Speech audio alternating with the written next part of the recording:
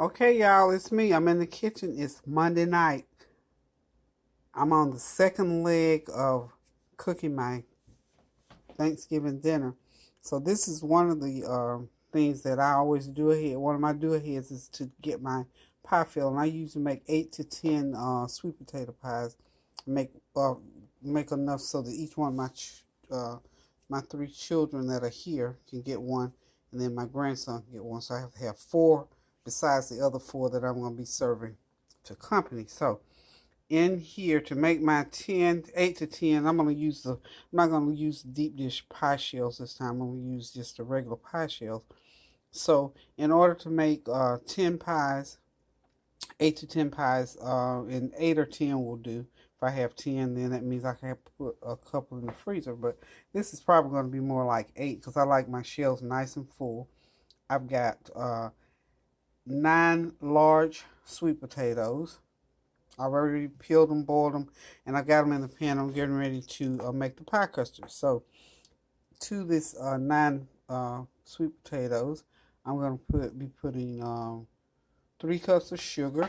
I've already put one in, so I'm sorry. Yeah, I've already put 1 cup in. I'm gonna go ahead and put the other cup in, and I'm gonna be putting. I'm using that like pet milk, but it's not pet milk. It's actually Food Line brand. You know, I'm a Food Line girl. So I got my Food Line milk all ready to go in there. And what I do, I use my little old hand mixer here. It's just a little old something to get it going. And the main thing that I like to do with my sweet potatoes is make sure I get all the strings. I can't deal with the strings in sweet potatoes. So what I want to do here is go ahead and start on low, start on one, and get everything started to mix up in there. It'll just go through those potatoes. And I've got it in this huge pot because this is a lot. I don't have a mixing bowl this large, so I'm using this big old pot.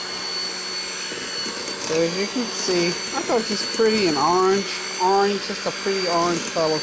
These are some really good sweet potatoes. That aroma coming up out of that pot is wonderful.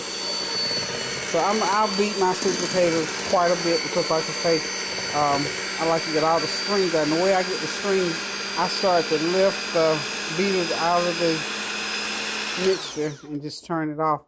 And see how those strings catch onto the beaters? I don't want that in my sweet potato pie. So I'm going to take this and just rinse it off in the sink. And I'll have to do this probably about 6 times to get all those strings out. So hang on a minute. I'm going to get over here and rinse those strings off. See?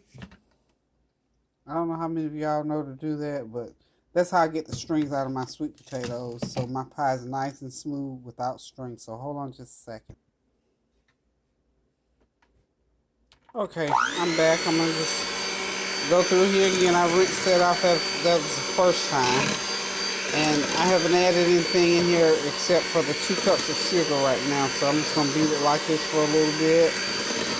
And then I'll add my other ingredients in, and then more and more of those strings will start to come out. Like I said, I have to do it about 5 or 6 times. I don't mind the extra time because it's worth it not to have strings in my potatoes.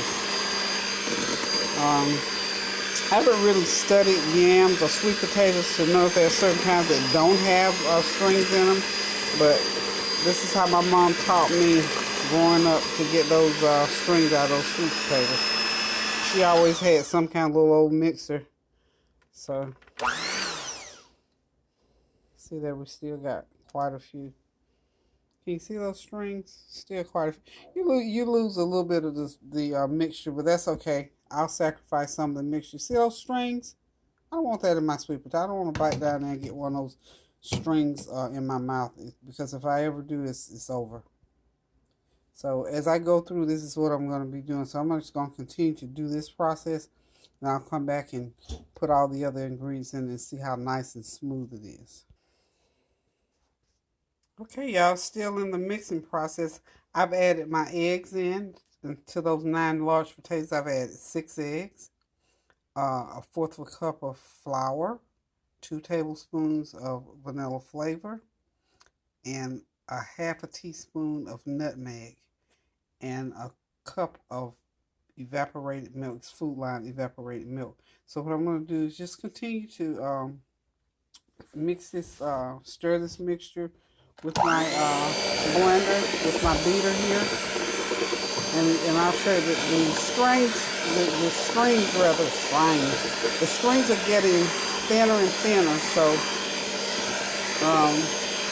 eventually I'll be done getting the strings out. But I've done it like 4 times already, and I was still getting some strings.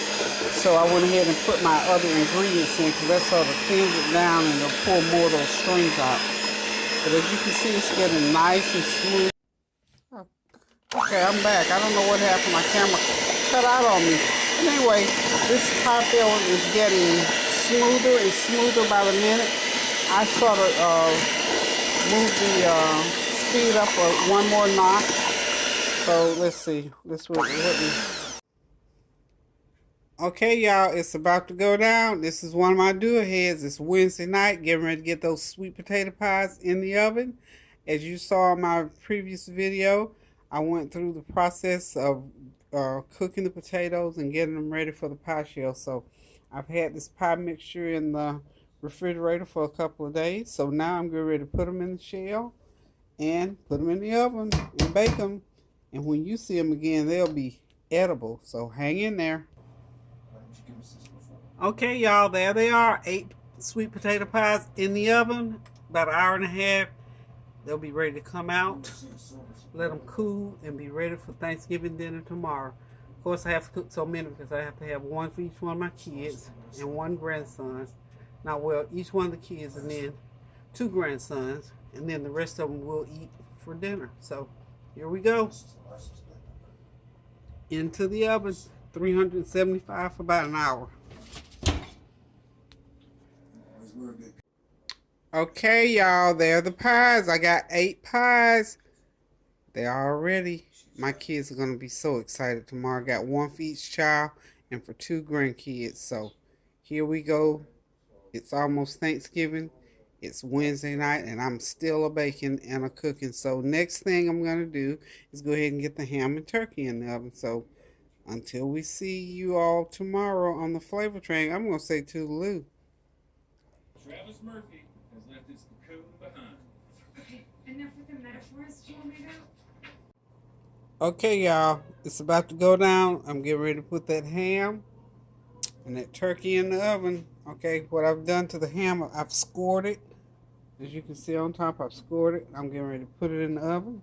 I'm going to bake it for about 4.5 hours, I guess. Maybe 4.5, 5 hours. This is a 20-pound ham, so you have to, I think, cook it for every 20 minutes for every hour, I think is how it is. I mean, for every pound. For every hour. Okay, anyway, got a 20-pound ham there going into the oven. 15-pound turkey, get ready to go in the oven.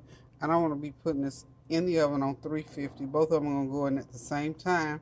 And they're going to cook overnight while I get me some rest. And when I get up in the morning, they'll be all ready to go. Okay, so the next time you see this ham and turkey, it's going to be on the Flavor Train. And then I've got some beef that I got to get ready to go in there. I'm going to do some barbecue beef, and that's going to be our meats. Those are our meats right there. So we're going to be doing those. I got 2 packs of that to put in the oven. So right now, I'm getting ready to go to sleep. So until you see this meat again, it's going to be on the Flavor Train. I'm going to say just toodaloo.